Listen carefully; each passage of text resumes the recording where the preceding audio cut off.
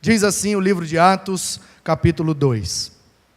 Ao cumprir-se o dia de Pentecostes, estavam todos reunidos no mesmo lugar.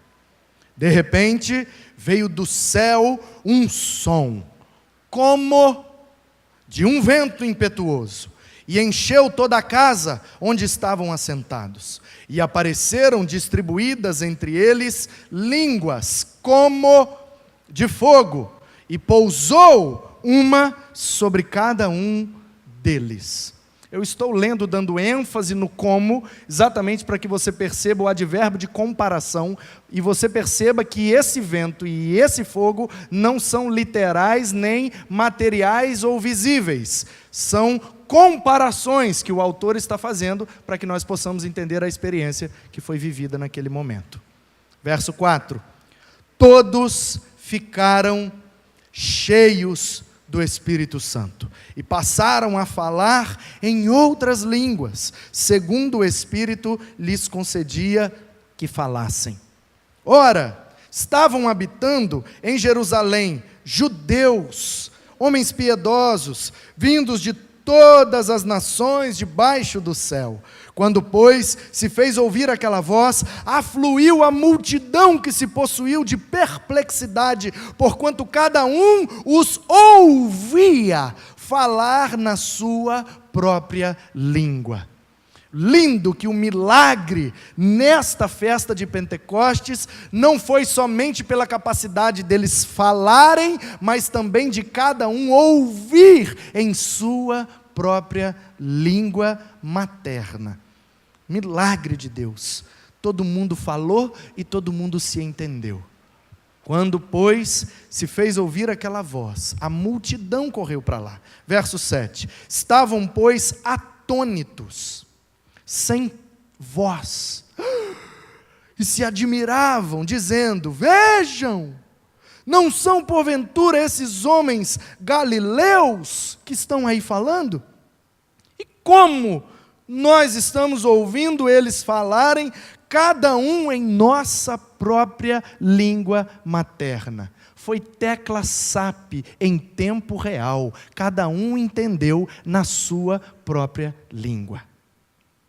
Somos partos, eles diziam, medos, elamitas, naturais da Mesopotâmia, Judéia, Capadócia, Ponto, Ásia, Frígia, Panfilha, Egito, da Líbia, imediações de Cirene e até romanos que aqui residem, tanto judeus como prosélitos, cretenses e arábios.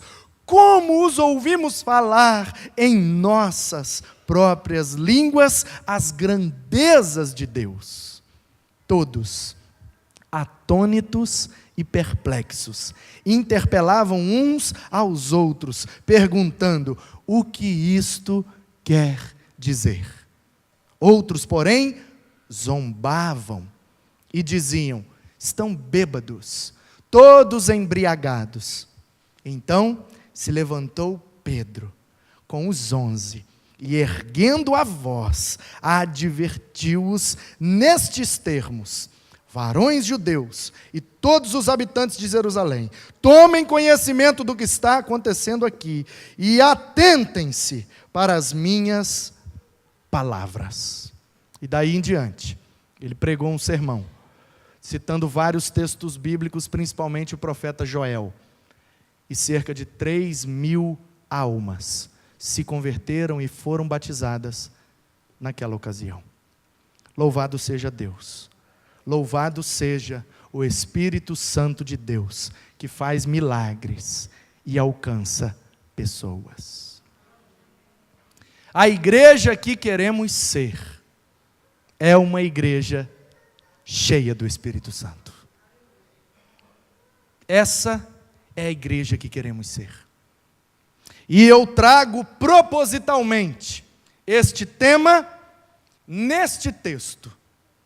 Texto que narra uma experiência que aqueles irmãos tiveram por ocasião da festa de Pentecostes. E trago este tema: a igreja que queremos ser é uma igreja cheia do Espírito Santo. Esse tema nesse texto pode parecer que nós estamos conversando sobre pentecostalismo ou pentecostalizar a igreja. Quero então, em primeiro lugar, explicar a você o que é que significa Pentecostes. Pentecostes é uma palavra grega. A festa hebraica se chama Shavuot, que significa colheitas, na verdade, semanas. Porque a festa da colheita é também a festa das semanas, e é por isso que ela se chama Pentecostes. Por quê? O judeu chamava essa festa de festa das semanas, porque assim que a terra produzia e estava pronta para a colheita, então Deus instituiu dessa forma: vocês vão começar a colher no primeiro dia da semana.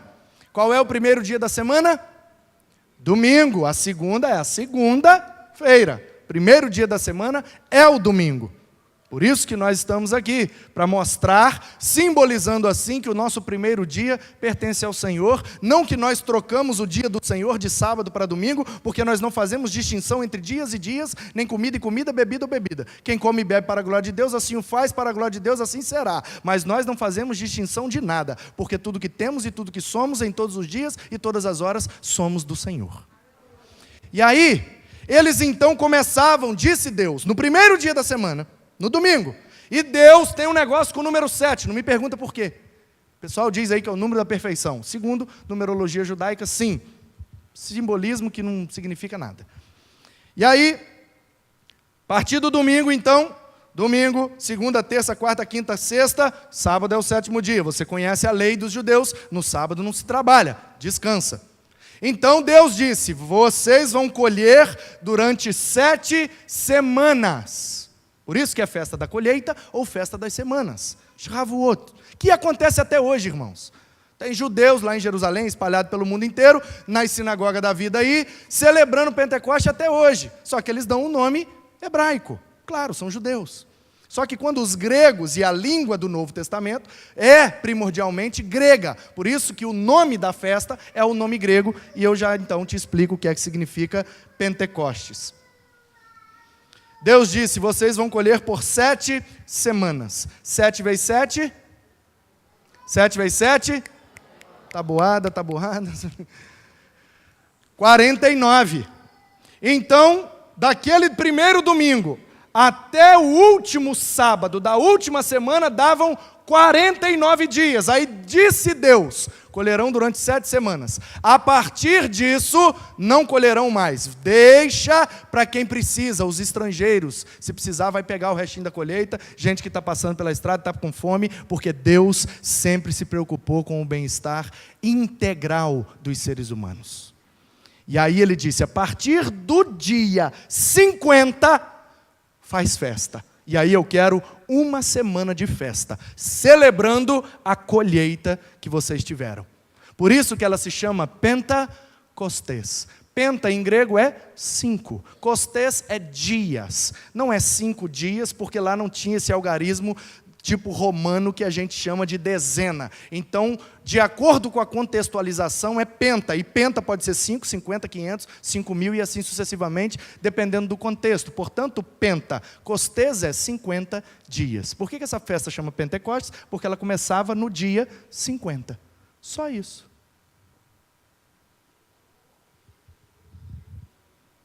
Tem nada a ver com fogo, com língua, com isso, com aquilo, com perepepe, parapapá, piripipi, reteté, treteté. Nada a ver, nada, absolutamente nada. Fato isso. Não estamos aqui denegrindo, ou discutindo, ou falando de doutrinas, de interpretação, nada disso. Agora, por causa desse texto, e aí eu explico e conto a história. Um homem de pele escura, cujo nome era William Seymour, queria fazer seminário, oriundo de uma igreja batista, e naquele tempo nos Estados Unidos, final do século XIX, não podia negros fazerem teologia. Aliás, entrar em faculdade nenhuma. E aí este homem, subindo nos galhos do quintal de um seminário, ouvia as aulas do galho de uma árvore. E Deus ia inflamando o coração daquele homem. E em Los Angeles, mais especificamente numa rua chamada Azusa, William Seymour com mais alguns irmãos, aquele homem era sedento pela Bíblia, sedento pela palavra de Deus, era um homem cheio de Deus, cheio do Espírito de Deus, sim, eu creio. E ele, naquela casa, na rua Azusa, por volta do ano 1890 e alguma coisa, ali perto do porto de Los Angeles, começou a receber pessoas que desciam no porto, vindas das dificuldades da Europa, procurando novas oportunidades na Nova Inglaterra, Estados Unidos da América. E ali ele abria as portas daquela casa, e ali uma igreja se reunia, e ali eles tinham reuniões de oração e busca pela presença de Deus que varava à noite. E ali começaram a ter experiências de curas, milagres, maravilhas e muitos sinais. Deus começou a operar no meio daquele povo. Um belo dia, William Seymour leu o texto de Atos capítulo 2 e percebeu no seu coração que o que Deus estava fazendo ali naquele lugar estava sendo semelhante ao que ele fizera outrora na festa de Pentecostes. E aí, num rompante emotivo, ele declarou: nós somos essa igreja, uma igreja, disse ele, pentecostal. E a partir daquele momento, então, a expressão pentecostal começou a denotar pessoas cheias do Espírito, que buscam os dons do Espírito e a manifestação desse Espírito. Os batistas são pentecostais? Não. Os assembleanos são pentecostais? Não, porque a gente não faz festa de 50 dias. Então, pentecostal, na raiz da palavra, é fazer a festa das semanas, começando no dia 50. A gente não faz isso. Então, pentecostal, na literalidade do texto, ninguém é, só os judeus. Portanto, eles adotaram essa nomenclatura por causa daquela expressão de William Seymour, e aí, popularmente, eu não estou falando de popular, estou falando de Bíblia, estou falando de grego, estou falando de teologia, de coisas técnicas. Contra isso não tem argumento. Popularmente, eu entendo que algumas coisas significam algo, mas popularmente tomam outras características. E aí, popularmente, se difundiu então a ideia de que ser pentecostal é ser cheio do Espírito, buscar a manifestação do Espírito e ser uma igreja que busca esse tipo de manifestação. Eu estou aqui com esta palavra, denegrindo, diminuindo ou contrariando isso? Não, pelo contrário, estou dizendo que isso é a igreja que queremos ser, não uma igreja pentecostal, porque eu entendo que Pentecoste é 50 dias, eu não quero ser a igreja de 50 dias, eu quero ser uma igreja cheia do Espírito Santo, que independente da placa, independente da bandeira, independente da declaração doutrinária, sem o Espírito, nada podemos fazer. Eu creio nisso. Creio na Bíblia como palavra de Deus, mas entendo também que esse texto é narrativo, ele está contando uma história, portanto ele não é normativo, ele não está dando regras de convivência ou de prática litúrgica para a igreja de hoje. Pormenorizamos a situação, estamos introduzidos. Posso começar a pregar? Para que fique claro e registrado. Está online ali, vai para o YouTube, então vamos registrar? Quero que você repita comigo se você crê. Que nós, de maneira nenhuma, embora pensamos e interpretamos diferente, queremos diminuir ou denegrir os nossos irmãos, assembleianos ou de qualquer outra denominação que se intitulam pentecostais. Eu estou apenas aqui te explicando o significado do termo. Ok? Tenho muitos amigos, pastores, prego frequentemente, e eu creio, do fundo do meu coração, e o Espírito de qual eu estou pregando nesta noite está aqui sondando o meu coração e vendo que essa é a mais pura e límpida verdade. O que nos une é muito maior do que o que nos separa. Podemos divergir em 1 ou 2 ou 3 pontos da teologia. Agora, no amor de Deus, no senhorio de Cristo e na propagação do Evangelho, nada nos divide, nada nos separa. E é isso que nos faz igreja do Senhor. Portanto, seu pastor não está te autorizando a diminuir, denegrir ou contrariar interpretações, doutrinas, dogmas ou liturgias de outras igrejas. Cada um faz do jeito que se sente bem, que gosta de fazer e que se sente vocacionado para fazer. E nós respeitamos as pessoas muito mais do que as ideias. Se é para divergir ideia e magoar uma pessoa, prefiro não contrariar a ideia para não perder a pessoa. Porque as pessoas valem mais do que as ideias. Porque as ideias mudam e as pessoas permanecem. Então você não está autorizado a dizer. E se você crê dessa forma, repete comigo. Nós, os batistas, amamos os pentecostais. Somos irmãos em Cristo. Somos a igreja do Senhor. E não vamos discutir doutrinas. Vamos ser cheios do Espírito. Para unirmos uns aos outros. E trazer o reino de Deus para essa terra. Amém. Tenho dito. Ninguém pode pegar essa palavra e dizer que nós estamos aqui falando mal, contrariando, denegrindo ou usando de trampolim um entendimento diferente. Nada disso, mas eu preciso te explicar a maneira como nós entendemos. Respeitamos a todos, mas temos firmeza no que cremos. E o que cremos é exatamente isso. Que a igreja, que é cheia do Espírito Santo, tem algumas características. E eu quero rapidamente te dar 10 características da igreja cheia do Espírito Santo. Em primeiro lugar, é uma igreja que está sempre reunida num lugar só. Frequentemente, ela se reúne no mesmo lugar. Leia comigo o primeiro versículo. Te falei que eu não tenho mensagem, eu tenho texto. Minhas ideias estão todas aí. Então leia aí para você ver de onde está saindo minha ideia. Ó. Ao cumprir-se o dia de Pentecostes, a festa que eu já te expliquei, estavam todos reunidos no mesmo lugar. Em Atos capítulo 1, Jesus aparece para os discípulos e diz: fiquem em Jerusalém, até que o Espírito seja derramado. E vocês, por esse Espírito, receberão poder, dunamis, dínamos, uma capacidade explosiva. Por isso que é a raiz da palavra dinamite. Bang! É daí que vem a hashtag. Então, vocês vão receber um poder, uma capacidade de Deus de explodir, de transformar a realidade à sua volta. E esse poder vai capacitar vocês para serem minhas testemunhas, martirias, no grego. Tem gente que pensa, nós temos que ser cheios do Espírito para ter poder. Que poder? Poder assim, ó. Hadouken! Não é poder desse tipo que nós estamos falando, não. O poder lá é dínamos, capacidade explosiva. Mas não é magia. Não é poder para levitar as coisas, para fazer isso, e não sei o quê, e e ppp, e realizar. Não! Ali, leia para você ver, poder para serem testemunhas. A palavra testemunha no grego é martiria. Poder para serem mártires. O que é um mártir, gente? O cara que é testemunha de Jesus e está disposto a morrer por Jesus, ainda que seja necessário fazê-lo. É poder para isso. Porque você acha que precisa de um poder especial para isso, não? Entra um homem ali agora com uma metralhadora na mão, vem aqui em cima e diz: quem nega Jesus pode ir embora, e aponta a metralhadora assim, ó. Agora quem não nega pode ajoelhar que vai morrer todo mundo.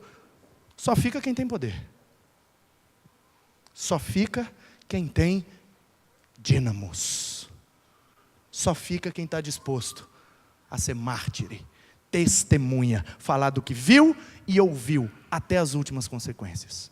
Portanto, a igreja que queremos ser é uma igreja que tem esse poder. Mas é um poder não que espalha, mas um poder que ajunta. Dínamos. O dinamite explode para espalhar.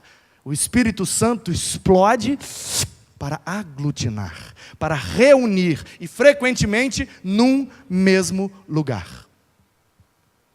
Mas isso foi só até aquele momento. Depois que o Espírito desceu, a igreja foi para as casas, e aí a igreja agora é nas casas, e a igreja não tem templo. Templo é negócio do Domiciano, templo é negócio de Império Romano, templo é blá blá blá blá blá blá blá. É? Então como é que a gente vai se dividir só nas casas? E se na minha casa só cabe 5 pessoas? Então eu vou ter no máximo no meu convívio 5 irmãos? Atos capítulo 3, o Espírito já derramou, Pedro já pregou, 3.000 se converteram, a igreja nasceu bombando, literalmente, e milhares de pessoas se converteram. A igreja de Jesus está nas casas, mas naquele dia, Atos capítulo 3, na hora 9, Pedro e João estavam indo aonde? No templo. Aí o tempo passa, daqui a pouco eles estão aonde de novo? No templo. E se reuniam aonde? No templo. E quando o Espírito foi derramado, onde que eles estavam? No templo. o lugar onde todos podiam se reunir, porque ficaram cerca de 120 irmãos. E qual casa do mundo bíblico que vai caber 120 pessoas? Mas o Espírito precisava ser derramado e aquela experiência precisava ser vivida por todos eles. Eu te pergunto, que casa cabia 120 pessoas? Portanto, o templo, ele não é essencial, mas é primordial na vida da igreja. A igreja não é o templo, mas o templo é a igreja. Essas paredes não são a igreja. Eu e você, como assistimos agora no vídeo, eu e você somos a igreja do Senhor. E o que é isso aqui? O lugar onde frequentemente nos reunimos. Porque aqui temos um aparato de sonorização que todos podem ouvir bem o que eu estou falando. Porque aqui temos a capacidade de agrupar mais pessoas. Aqui temos a condição de tirar as crianças e dar lá a palavra na linguagem delas, com uma estrutura toda preparada para elas. Aqui temos condição de ter um endereço fixo e quando convidamos alguém para vir e ter comunhão conosco, é Rua Cornélio Caldas, número 934, Guaranhuns ou 9 Itaparica, e a pessoa vai bater aqui na porta. E quando eu mando a localização do GPS, para todo mundo aponta para esse mesmo endereço, porque é aqui que a gente vai se reunir todos os domingos. Quer dizer que Deus habita aqui? Claro que não. Quer dizer que Deus está nessas paredes? Claro que não. Quer dizer que o poder de Deus se manifesta mais forte aqui dentro? Claro que não. Mas aqui é o endereço de nos reunirmos frequentemente como igreja do Senhor nessas paredes. E daqui a pouco vamos cada um para suas casas. E é lá que o negócio fica bom. Porque se você for parar para pensar, a gente passa muito menos tempo aqui dentro do que lá fora, irmãos. Uma pessoa que é crente, assim, uma crentaça, de frequentar todos os cultos, todas as reuniões, todos os estudos, tudo, ela passa 5% do tempo dela aqui dentro. Sabia disso? Você nunca fez a conta? Eu faço, eu sou desses. Vamos fazer? Quantos dias tem sua semana? Participa, fala para ficar bonito. Quantas horas tem o seu dia? Portanto, quantas horas tem sua semana? Aí já travou, pastor. 7 vezes 24, fala. E olha que você nem é de exatas, hein? 168. Quanto é 10% de 168? 16,8. Vou quebrar seu galho e arredondar para baixo para ficar fácil a conta. 16 horas é 10% da semana. 10%, ou seja, o dízimo. E a Bíblia diz que o dízimo é santo ao Senhor. Não é de dinheiro, de tudo que temos e tudo que somos. Portanto, o mínimo que podemos dar a Deus é o dízimo do nosso tempo. 16 horas semanais. Vamos fazer a conta? Terça-feira temos aqui um estudo de pequenos grupos que dura 1h30. Quinta-feira temos aqui um culto que dura 1h30, são 3 horas. Aí nós temos domingo pela manhã o EBD, mais o culto que dura 2 horas, são 5 horas. E à noite temos o culto que dura de 1h30 até 2 horas, se Deus abençoar, como foi no domingo passado, até 3 horas, e amém, glória a Deus por isso. Agora, ainda que ele dure 3 horas, são 6 horas semanais. Quanto que era os 10%? 16. Você percebeu que se você vier todos os dias, em todas as reuniões, você não dá nem 5% do seu tempo? E você ainda acha muito, né?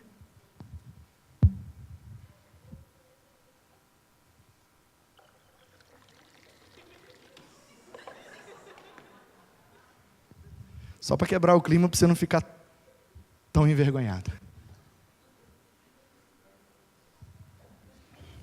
Sim ou não, irmãos? Verdade ou mentira?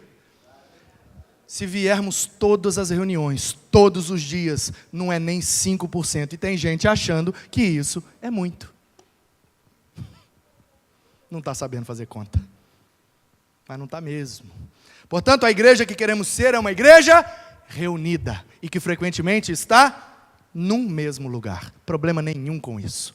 Segundo lugar, a igreja que queremos ser é uma igreja que é levada pelo vento de Deus. A palavra no verso 2 que diz: de repente veio do céu um som, como, advérbio de comparação, de um vento. A palavra vento que está aí, no original é a palavra pneuma. Um P mudo. Pneuma. Que pode ser traduzido por vento, pode ser traduzido por fôlego, pode ser traduzido por sopro e pode ser traduzido por espírito. É ruar no hebraico, pneuma no grego. O mesmo sentido, a mesma literalidade de verbete e conceito. Portanto, Preferimos traduzir por vento, mas a palavra que foi usada foi pneuma, que também pode traduzir por espírito. Quero dizer a você, baseado em João capítulo 3, Jesus disse que Deus é espírito, Deus é pneuma, portanto Deus sopra. E o sopro de Deus direciona a sua igreja. A igreja que queremos ser é uma igreja que é levada não por ventos de doutrina, de modismos ou de qualquer outra coisa que chame a nossa atenção ou que alimente a nossa emoção. A igreja que queremos ser é uma igreja que é levada pelo vento poderoso da vontade de Deus. E esse vento nos impele, esse vento nos empurra para o centro de sua vontade, e a gente vacila aqui, ali e além, mas apesar de nós, Deus continua soprando para que a direção dele se cumpra em nossas vidas. O vento de Deus está soprando. A pergunta é: você vai como uma pipa voar nesse vento, ou como uma madeira e um ferro rígido não se deixar mexer por ele? O que é que você prefere? Uma pipa voada. De onde eu venho, essa é uma gíria para uma pessoa meio, entendeu? Ih, fulano é pipa voada. Tipo assim, soprou para lá, vai. Pipa voada. Deixa soprar, meu irmão. Deixa soprar. Tem uma música dos Vencedores por Cristo, não sei se eu vou cantar, o tom é bem alto e eu sou daqueles que desafina demais. É uma história de um menino que acorda cedo, toma o seu café, pega as varetas, a cola, o papel, faz o seu papagaio, a sua pipa e sai para soltar essa pipa. E aí ele queima a pele de cara para o sol, a sua retina se farta de azul de tanto olhar para o céu, mas o vento não sopra. E porque o vento não sopra, ele não se diverte, não pode soltar a sua pipa. O que é que isso significa?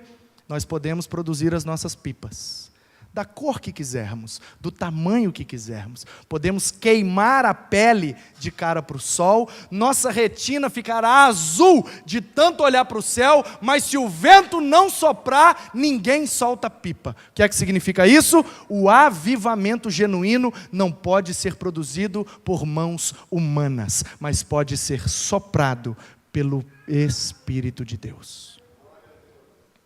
Não adianta produzir avivamento. Presença de Deus não é algo que pode ser produzido por homens.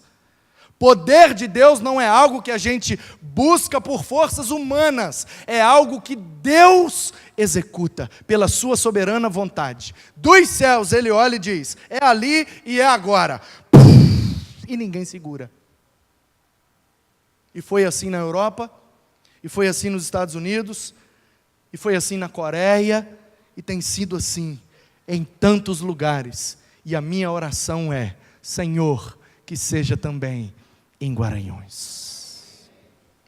A igreja que queremos ser é uma igreja bíblica, teológica, doutrinária, saudável, mas uma igreja cheia do Espírito de Deus. Não abrimos mão disso. Sempre reunida no mesmo lugar, levada pelo vento de Deus, alcançada pelo fogo de Deus, porque o versículo diz que todos que estavam ali assentados, de repente apareceram distribuídas entre eles línguas como de fogo. Portanto, vento e fogo são as comparações que Lucas, o escritor desse texto, está usando para nos revelar a experiência que aconteceu naquele dia. Você precisa se atentar para o fato de que o escritor de Lucas, de Atos, é Lucas. E Lucas só se converte depois da primeira viagem missionária do apóstolo Paulo. Quer chamar sua mãe, Neto? Quer chamar sua mãe? Raquel, Neto lá. Passou das 9, ele veio te chamar. Vai lá. Neto, te amo, tá? Seja bem-vindo, ainda que agora. Vai lá, Kekel. Ele está te chamando, vai lá, menina. Aqui é assim, gente, família. Se a gente está reunido em família, chega alguém para chamar alguém, a gente não para tudo e chama? Então por que ficar com essa bebê, porque bebê, pregação, bebê? Não, é o Neto lá, o filho da Raquel, gente boa, da melhor qualidade, menino bom, ficou vermelhaço de vergonha, bem feito. Quando for assim, você vem 7h30, tá, Neto? Aí você senta ali, quando der a hora, você cutuca a mamãe, sai de chavadinho e fica... Te amo. Vida na vida. Vamos lá? Lucas não estava presente aqui nesse momento. Ele só se converte do capítulo 14 em diante, irmãos. Então, como é que ele sabe dessa história? Porque no capítulo 15 diz que eles foram em Jerusalém resolver um problema. Fizeram um concílio. Paulo estava lá, Barnabé estava lá, Timóteo estava lá. E quem estava lá junto? O Lucas. Como é que eu sei? Porque até um determinado momento ele diz, eles foram, eles fizeram, eles. Terceira pessoa. De repente ele passa a usar a primeira pessoa. Nós fomos, nós viemos, nós voltamos. Ele está incluído na história. Então ali eu sei que ele se converteu e está fazendo parte da história. E aqui ele ainda não estava. Então ele chegou em Jerusalém e perguntou, como é que aconteceu naquele dia que o Espírito foi derramado e você estava aqui no cenáculo do templo? Como é que foi? Me conta aí, Pedro. Me conta, João. Tiago, me conta. Rapaz, você não queira saber. Foi um negócio assim, sabe? Como é que eu posso te dizer? Parecia tipo assim, um vento, cara. E a gente sentiu assim, tipo um vento. E a gente sabia de onde estava vindo. E era impetuoso, um negócio assim forte. E de repente, um calor, um negócio que foi esquentando a gente. Como? Tipo assim, um fogo? Isso, tipo um fogo. E aí ele vai escrevendo com as figuras para ilustrar, para que eu e você possamos entender a experiência. Mas não é literal isso aqui não. Entendeu? Então, a igreja que queremos ser é uma igreja que se permite ser soprada pelo vento. Essa figura metafórica que significa uma força que ninguém segura. E quando sopra, sopra mesmo. Mas a igreja que queremos ser também é uma igreja que é aquecida, purificada e julgada pelo fogo de Deus. Porque fogo na Bíblia, e o João Batista já disse, Mateus capítulo 3, versículo 11, eu batizo vocês com água, mas após mim virá um, e eu não sou digno nem de desamarrar a sandália do pé dele. E ele falava do primo dele, Jesus. E ele vos batizará, Mateus capítulo 3, verso 11, depois você confere lá, com o Espírito Santo e com fogo. Fogo. Fogo significa calor, purificação e juízo, porque o fogo põe à prova o que é de qualidade e o que não é de qualidade. O que é porcaria, queima. O que é precioso, permanece. Portanto, a igreja que queremos ser é uma igreja que se abre para o fogo de Deus. Senhor, me aquece se eu estiver frio. Senhor, me purifica se eu estiver sujo. E me julga se eu estiver errado. Que o teu fogo lamba a minha vida e que fique só o que é para a tua glória. Essa é a igreja que queremos ser. Uma igreja queimada constantemente pelo fogo de Deus. Queremos ser também uma igreja que fala a língua do outro, que fala para o outro entender. O que adianta ficarmos falando aqui de prosopopeias mirabolantes, inequações insondáveis, grotescas e malévolas? Esse pastor é muito inteligente. E você entendeu o quê? Foi tremendo. Foi uma bênção. E você aprendeu o que para a sua vida?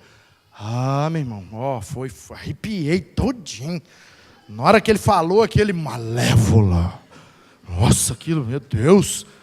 Tá, mas e o que é que isso mudou na sua vida a partir da compreensão que você teve? Não compreendi nada, então não é essa a igreja que queremos ser. Uma igreja que fala bonito, que blá blá blá, que blá blá blá, mas ninguém entende nada. Porque o verso de número 4 diz que todos ficaram cheios do Espírito e passaram a falar em outras línguas. E o verso de número 8 diz que como os ouvimos falar, cada um em nossa própria língua. Quero estudar? Sim. Quero saber mais de Deus? Sim. Quero aprofundar no conhecimento de Deus, da sua palavra? Sim. Mas eu quero falar a língua que todos possam entender. Uma criança precisa ouvir o que eu estou falando e entender que o que eu estou falando é verdade da parte de Deus. Uma igreja que comunica o Evangelho, de forma que todos possam entender. Falar a língua do outro, porque nós temos nossa própria língua. Sabe qual é a nossa própria língua? O evangeliquez. Evangeliquez é a nossa língua. E posso te dar uma notícia? Os outros não entendem o evangeliquez não, tá? Entende mesmo. Aliás, toma até susto. Aí você chega lá, a pessoa vai cumprimentar. Aconteceu comigo. A pessoa nem me conheceu, eu não conhecia ela. Eu cheguei no estabelecimento. Oi, tudo bem? Bom dia. Aí ela, bom dia não, a paz do Senhor Jesus. Olhei. Paz do Senhor, minha irmã. Deus abençoe. Deu sorte que eu era pastor. E se eu não fosse? Já estabeleceu uma barreira, já levantou um muro. Como é que continua a conversa depois disso? Bom dia, não? A santa, gloriosa, magnífica e excelsa paz do Senhor Jesus. Isso a gente fala entre nós. Com os outros, temos que falar a língua que os outros entendem. Sabe por que eles foram impactados pelas maravilhas de Deus? Porque cada um entendeu na sua própria língua. Esse é o segredo. Comunicação não é o que eu falo, é o que você entende. Pai do Senhor, varão. Aí o cara procura uma cortina na hora. Um varão? Não, eu juro para você, eu não nasci na igreja. Eu não nasci na igreja, você sabe disso. Quem não sabe, fica sabendo. Converti na adolescência. Igreja Batista Central de Volta Redonda. Aquela igreja, entendeu? Batista. Tinha até o P mudo, que era, entendeu? O pastor faz assim, todo mundo levanta, faz assim, todo mundo abaixa, órgão, processional, recessional, prelúdio, pós-lúdio, beleza. Amém, amo de paixão. Quando eu vou lá, eu fico lá, ó, parece até que eu estou no céu, oh, aleluia, coisa linda. Aí eu me converti, cheguei na sala de aula, naquele tempo era minoria, hoje é até maioria, né? É moda ser crente. O que é que eu fiz? Já que eu sou minoria, eu vou procurar um para me ajudar aqui, para a gente ser mais de um é melhor. Aí tinha um irmãozinho lá, que era da igreja lá, e aí eu falei, vou unir força com esse cara, porque é difícil servir a Deus na escola, adolescente, 16 anos, eu tinha uma vida daquele jeito, a galera chegava lá do fundão, qual é, Manu? Bora lá, velho. Eu, não, cara, não, tô tranquilo, tal. E aí a galera, qual é, Manu? Aí eu, Senhor, me ajuda, sozinho, tá tenso. Aí eu, o irmão, ele vai me ajudar. Eu cheguei lá, falei, rapaz, olha só, eu me converti, cara, sou evangélico, eu sei que você é evangélico, né? Evangélico para a glória de Jesus. Eita, eu cheguei até a tremer. Aí eu falei, então, cara, vamos nos unir aí, vamos toda hora do recreio fazer uma oração, ler uma Bíblia, um negócio, me ajuda aí. Aí ele falou, não tenho comunhão com a igreja desviada. Falei, que isso, rapaz, me ajuda. Você usa bermuda e joga bola. Você tem noção disso? Eu chamando o menino para orar, e ele falou que não ia orar comigo, porque eu usava bermuda e jogava bola. E aí, você já pode imaginar o resto da conversa. Aí eu te falo, essa é a igreja que queremos ser? De jeito nenhum. Queremos ser uma igreja que comunga, que se une, apesar da bandeira, do dogma, da doutrina, seja lá do que for, meu irmão. Jesus é Senhor? É, amém, somos irmãos. Vem cá, me dá um abraço, ora por mim, me ajuda. Estamos juntos. Igreja, meu irmão. O reino de Deus é muito maior do que uma placa. O reino de Deus é muito maior do que uma denominação. O reino de Deus é muito maior do que uma igreja local. O reino de Deus é muito maior do que uma declaração doutrinária. A Bíblia é a nossa regra de fé e prática. Temos todas elas nas mãos e por ela viveremos unidos, porque desunião não pertence ao Senhor. Então, a igreja que queremos ser é uma igreja que está sempre reunida num lugar, que é levada pelo vento de Deus, que é alcançada pelo fogo de Deus, que fala a língua do outro para se unir e assim ter mais êxito, e está no lugar certo, na hora certa, para viver experiências com Deus. O verso de número 5 diz que eles estavam habitando em Jerusalém, judeus, homens piedosos, vindo de todas as nações, debaixo do céu. Então o Espírito ia fazer aquele negócio em Jerusalém, naquele momento. Quem não tivesse lá, não viveria essa experiência. Eu não estava lá, eu não vivia essa experiência. Vivi outras, e creio que continuarei vivendo várias outras, mas essa aqui eu não vivi. Sabe por quê? Porque eu não estava no lugar certo, na hora certa. O Espírito, quando resolve agir, ele tem HDL. O pessoal chama isso, HDL na medicina é o colesterol bom, não é isso, Esther? Então, o colesterol bom de Deus é hora, dia e local. Deus não erra de propósito não, irmãos. Eu vou fazer ali, me enganei, era aqui ou era ali? Aí Deus fica confuso e não sabe onde que Ele vai fazer o que Ele quer fazer? Você presta atenção, que Deus tem hora, dia e local para cumprir os propósitos. E se Ele olhar dos céus e resolver alcançar sua vida, sua família, sua casa, pode se preparar, que é ali que vai começar a acontecer. Essa é a igreja que queremos ser, uma igreja que está sintonizada com Deus, a tal ponto de saber qual é a hora, o dia e o local, para não perder a bênção, não se afastar, não ficar viajando. Agora é hora de não ser mais pipa voada, agora é hora de permanecer na frequência de Deus, na direção de Deus, na visão de Deus e estar no centro, porque quando Ele fizer, eu quero participar. Não me deixe, é uma frase que eu sempre falo em minhas orações, não me deixe, Senhor, de fora do que o Senhor está fazendo na minha geração.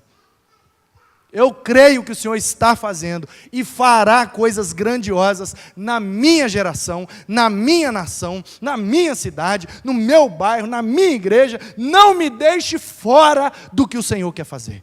Me inclua, porque eu quero viver essas experiências. Essa é a igreja que queremos ser. Uma igreja que está no lugar certo, na hora certa, para não perder a bênção e o propósito. Uma igreja que é sempre ouvida e atendida, que ouve e que entende. Verso 6 diz que eles ouviram cada um na sua língua e estavam atônitos e admirados, porque não são porventura todos galileus? Como é que a gente está entendendo eles falar na nossa língua, gente? A igreja que queremos ser é uma igreja que fala e o povo entende. É uma igreja que fala e o povo treme, porque reconhece que falamos conforme a vontade de Deus.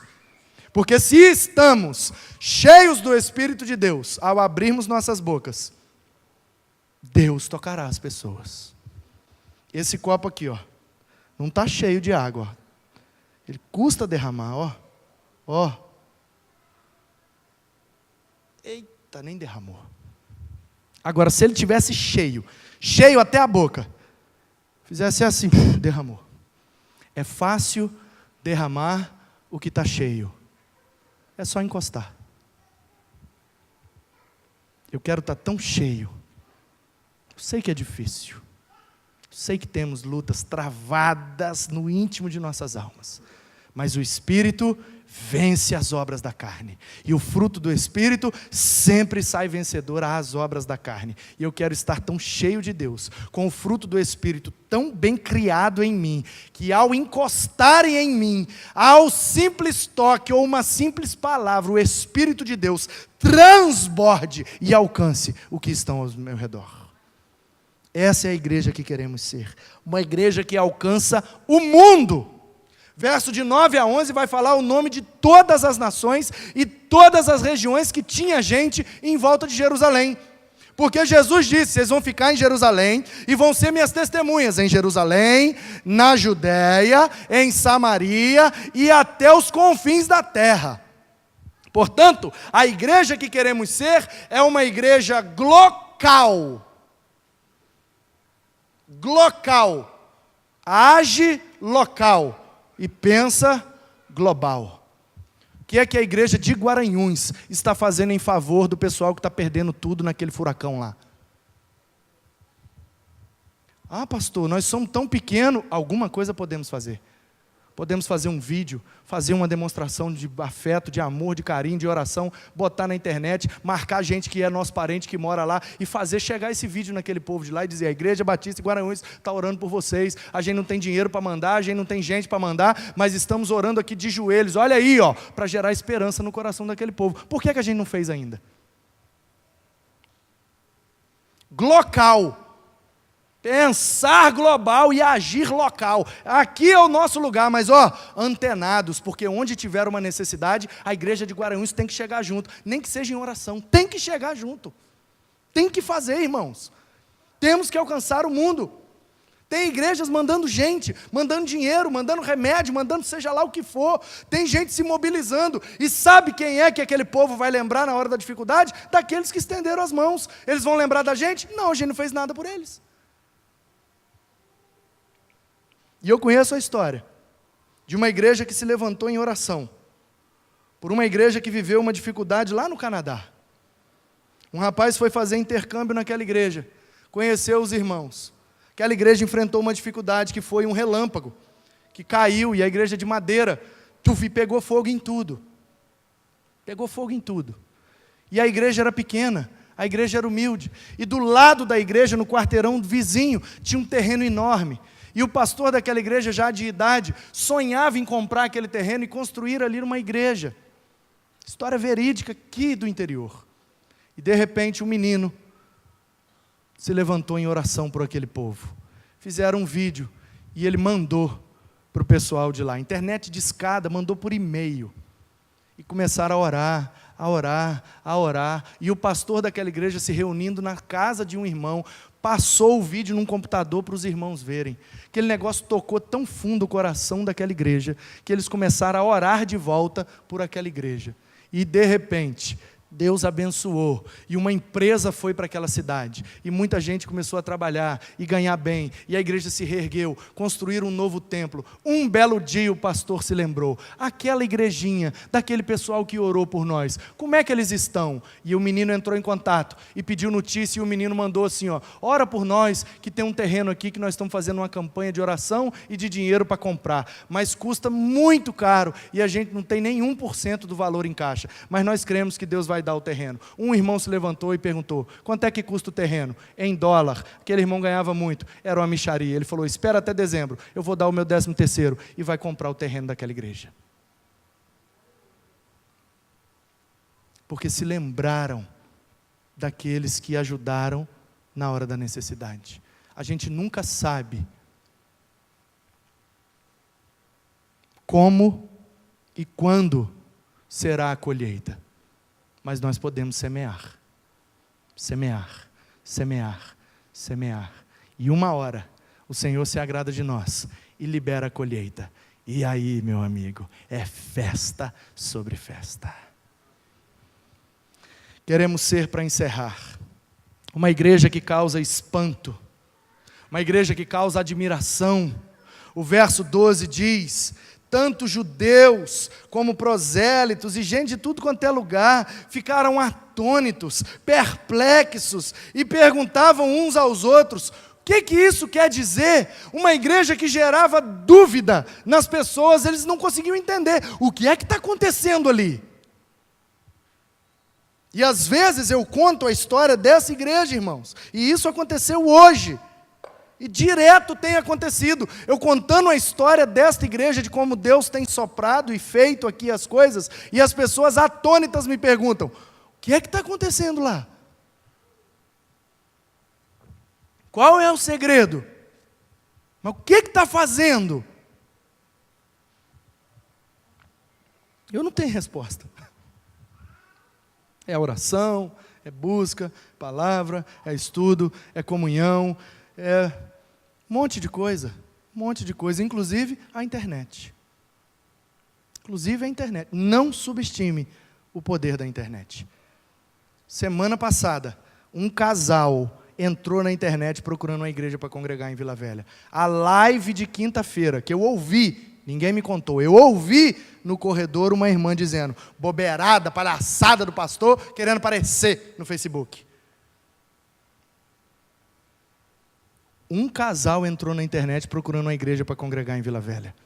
Viram a live de quinta-feira. Domingo passado eles estavam aqui. Hoje eles estão de volta e ela trouxe a mãe dela. Eu já estive hoje na casa dela comemorando o aniversário dela.